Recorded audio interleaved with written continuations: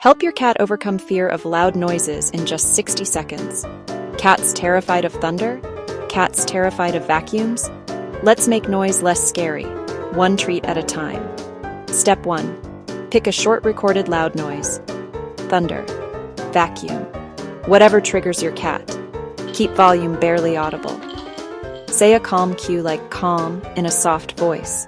Play the sound for 1 to 2 seconds. If your cat stays still or breathes slow, reward immediately with a tasty treat. Tuna. A tiny cat snack. Repeat this very briefly, 2 to 3 minutes a day. Slowly raise volume only when your cat is relaxed. Never force interaction or punish fear. Over time, your cat learns. Sound equals safety. And treats, not danger. Be patient.